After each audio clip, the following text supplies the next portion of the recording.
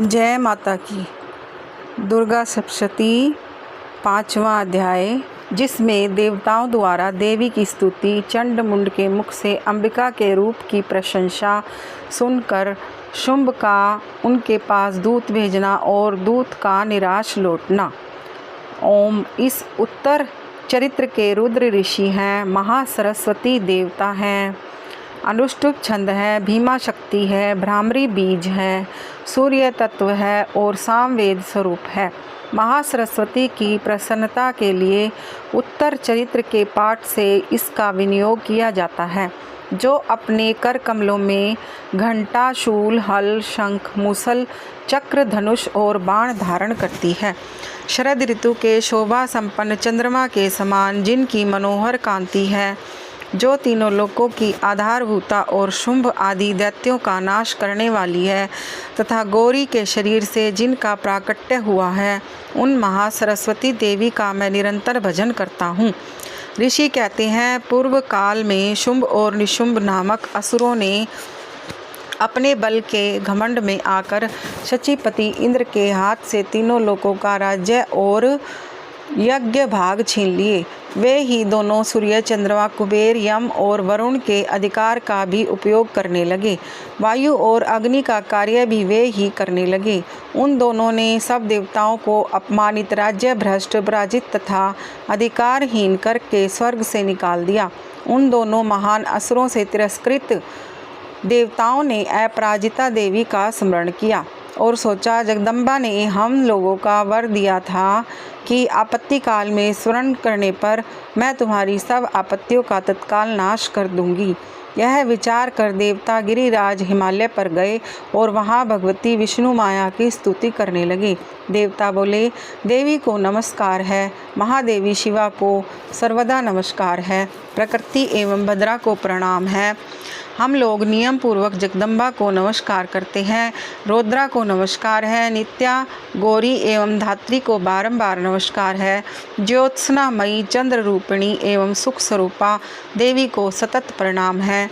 शरणागतों का कल्याण करने वाली वृद्धि एवं सिद्धि रूपा देवी को हम बारंबार नमस्कार करते हैं। नैऋत्री राजाओं की लक्ष्मी तथा श्रावणी स्वरूपा आप जगदम्बा को बारंबार नमस्कार है। दुर्गा, दुर्गपारा, सारा, सर्वकारिणी, ख्याति, कृष्णा और धूम्रा देवी को सर्वदा नमस्कार है। अत्यंत सौम्य तथा अत्यंत रौद्र रूपा देवी को हम नमस्कार करते हैं, उन्हें हमारा बारंबार प्रणाम है। जगत की आधारभूता कृति देवी को बारंबार नमस्कार है। जो देवी सब प्राणियों में विष्णु माया के नाम से कही जाती है, उनको नमस्कार है, उनको नमस्कार है, उनको बारंबार नमस्कार है। जो देवी सब प्राणियों में चेतना कहलाती हैं, उनको नमस्कार, उनको नमस्कार, उनको बारंबार नमस्कार है। जो देवी सब प्राणियों में बुद्धि रूप में स्थित है, उनको नमस्कार, उनको नमस्कार, उनको बारंबार नमस्कार है। जो देवी सब प्राणियों में निद्रा रूप में स्थित है, उनको नमस्कार, उनको नमस्कार, उनको बारंबार नमस्कार है। जो देवी सब प्राणियों में शुदा रूप में स्थित है, उनको नमस्कार, उनको नमस्कार, उनको बारंबार नमस्कार है। जो देवी सब प्राणियों में छाया रूप में स्थित हो, उनको नमस्कार, उनको नमस्कार, उनको बारंबार नमस्कार है। जो देवी सब प्राणियों में शक्ति रूप में स्थित है, उनको नमस्कार, उनको नमस्कार, उनको बारंबार नमस्कार है। जो देवी सब प्राणियों में तृष्णा रूप में स्थित है, उनको नमस्कार, उनको नमस्कार, उनको बारंबार नमस्कार है। जो देवी सब प्राणियों में शांति रूप से स्थित है, उनको नमस्कार, उनको नमस्कार, उनको बारंबार नमस्कार है। जो देवी सब प्राणियों में जाति रूप में स्थित हैं, उनको नमस्कार, उनको नमस्कार, उनको बारंबार नमस्कार है। जो देवी सब प्राणियों में लज्जा रूप में स्थित है, उनको नमस्कार, उनको नमस्कार, उनको बारंबार नमस्कार है। जो देवी सब प्राणियों में शांति रूप में स्थित है, उनको नमस्कार, उनको नमस्कार, उनको बारंबार नमस्कार है। जो देवी सब प्राणियों में श्रद्धा रूप से स्थित है, उनको नमस्कार, उनको नमस्कार, उनको बारंबार नमस्कार है। जो देवी सब प्राणियों में कांति रूप में स्थित है, उनको नमस्कार, उनको नमस्कार, उनको बारंबार नमस्कार है। जो देवी सब प्राणियों में लक्ष्मी रूप में स्थित है, उनको नमस्कार, उनको नमस्कार, उनको बारंबार नमस्कार है। जो देवी सब प्राणियों में वृत्ति रूप से स्थित है उनको नमस्कार, उनको नमस्कार, उनको बारंबार नमस्कार है। जो देवी सब प्राणियों में स्मृति रूप से स्थित है उनको नमस्कार, उनको नमस्कार, उनको बारंबार नमस्कार है। जो देवी सब प्राणियों में दया रूप में स्थित है उनको नमस्कार, उनको नमस्कार, उनको बारंबार नमस्कार है। जो देवी सब प्राणियों में तुष्टि रूप में स्थित है उनको नमस्कार, उनको नमस्कार, उनको बारंबार नमस्कार है। जो देवी सब प्राणियों में माता रूप में स्थित हैं उनको नमस्कार, उनको नमस्कार, उनको बारंबार नमस्कार है। जो देवी सब प्राणियों में भ्रांति रूप से स्थित हैं उनको नमस्कार, उनको नमस्कार, उनको बारंबार नमस्कार है। जो जीवों के इंद्रिय वर्ग की अधिष्ठात्री देवी एवं सब प्राणियों में सदा व्याप्त रहने वाली हैं उन व्याप्ति देवी को बारंबार नमस्कार है। जो देवी चैतन्य रूप से इस संपूर्ण जगत को व्याप्त करके स्थित है उनको नमस्कार, उनको नमस्कार, उनको बारंबार नमस्कार है। पूर्व काल में अपने अभिष्ट की प्राप्ति होने से देवताओं ने जिनकी स्तुति की तथा देवराज इंद्र ने बहुत दिनों तक जिनका सेवन किया वह कल्याण की साधन भूता ईश्वरी हमारा कल्याण और मंगल करे तथा सारी आपत्तियों का नाश कर डाले। उद्दंड दैत्यों से सताए हुए हम सभी देवता जिन परमेश्वरी को इस समय नमस्कार करते हैं तथा जो भक्ति से विनम्र पुरुषों द्वारा स्मरण की जाने पर तत्काल ही संपूर्ण विपत्तियों का नाश कर देती है, वे जगदम्बा हमारा संकट दूर करे। ऋषि कहते हैं, राजन, इस प्रकार जब देवता स्तुति कर रहे थे उस समय पार्वती देवी गंगा जी के जल में स्नान करने के लिए वहाँ उन सुंदर मोहों वाली भगवती से पूछा, आप लोग यहाँ किसकी स्तुति करते हैं? तब उन्हीं के शरीर कोश से प्रकट हुई शिवा देवी बोली, शुभ दैत्य से तिरस्कृत और युद्ध में निशुम्भ से पराजित हो यहाँ एकत्रित हुए ये समस्त देवता यह मेरी ही स्तुति कर रहे हैं।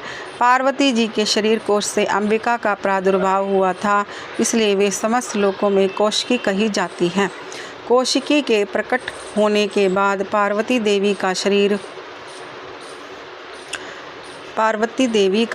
शरीर काले रंग का हो गया, अतः वे हिमालय पर रहने वाली कालिका देवी के नाम से विख्यात हुई।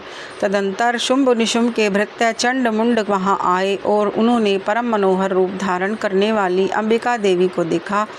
फिर वे शुंभ के पास जाकर बोले, महाराज, एक अत्यंत मनोहर स्त्री है जो अपनी दिव्य कांति से हिमालय को प्रकाशित कर रही है। वैसा उत्तम रूप कहीं किसी ने भी नहीं देखा होगा। असुरेश्वर, पता लगाइए वह देवी कौन है और उसे ले लीजिए। स्त्रियों में तो वह रतन है, उसका प्रत्येक अंग बहुत ही सुंदर है तथा वह अपने श्री अंगों की प्रभा से संपूर्ण दिशाओं में प्रकाश फैला रही है। दैत्यराज, अभी वह हिमालय पर ही मौजूद है, आप उसे देख सकते हैं। प्रभु, तीनों लोकों में मणि, हाथी और घोड़े आदि जितने भी रत्न हैं वे सब उस समय आपके घर में शोभा पाते हैं। हाथियों में रत्नभूत ऐरावत, यह पारिजात का वृक्ष और यह उच्च श्रवा घोड़ा, यह सब आपने इंद्र से ले लिया है। हंसों से जुता हुआ यह विमान भी आपके आंगन में शोभा पाता है। यह रत्नभूत अद्भुत विमान जो पहले ब्रह्मा जी के पास था अब आपके यहाँ लाया गया है। यह महापद्म नामक निधि आप कुबेर से छीन लाए हैं। समुद्र ने भी आपको किंजलकिनी नाम की माला भेंट की है जो केसरों से सुशोभित है और जिसके कमल कभी कुम्हलाते नहीं हैं। सुवर्ण की वर्षा करने वाला वरुण छत्र भी आपके घर में शोभा पाता है तथा श्रेष्ठ रथ जो पहले प्रजापति के अधिकार में था अब आपके पास मौजूद है। दैत्येश्वर, मृत्यु की उत्क्रांतिदा नाम वाली शक्ति भी आपने छीन ली है तथा वरुण का पाश और समुद्र में होने वाले सब प्रकार के रत्न आपके भाई निशुंभ के अधिकार में हैं। अग्नि ने भी स्वतः शुद्ध किए हुए 2 वस्त्र आपकी सेवा में अर्पित किए हैं। दैत्यराज, इस प्रकार सभी रत्न आपने एकत्र कर लिए हैं। फिर जो यह स्त्रियों में रत्न रूप कल्याणमयी देवी है इसे आप क्यों नहीं अपने अधिकार में कर लेते? ऋषि कहते हैं, चंडमुंड का यह वचन सुनकर शुंभ ने महादैत्य सुग्रीव को दूत बनाकर देवी के पास भेजा और कहा, तुम मेरी आज्ञा से उसके सामने ये बातें कहना और ऐसा उपाय करना जिससे प्रसन्न होकर वह शीघ्र ही यहाँ आ जाए। वह दूत पर्वत के अत्यंत रमणीय प्रदेश में जहाँ देवी मौजूद थी और मधुर वाणी में कोमल वचन बोला। दूत बोला, देवी, दैत्यराज शुंभ इस समय तीनों लोकों के परमेश्वर हैं। मैं उन्हीं का भेजा हुआ दूत हूँ और यहाँ तुम्हारे पास ही आया हूँ। उनकी आज्ञा सदा सब देवता एक स्वर से मानते हैं, कोई उसका उल्लंघन नहीं कर सकता। वे संपूर्ण देवताओं का परास्त कर चुके हैं। उन्होंने तुम्हारे लिए जो संदेश दिया है उसे सुनो। संपूर्ण त्रिलोकी मेरे अधिकार में है, देवता भी मेरी आज्ञा के अधीन चलते हैं। संपूर्ण यज्ञों के भागों को मैं ही पृथक पृथक भोगता हूँ। तीनों लोकों में जितने श्रेष्ठ रत्न हैं वे सब मेरे अधिकार में हैं।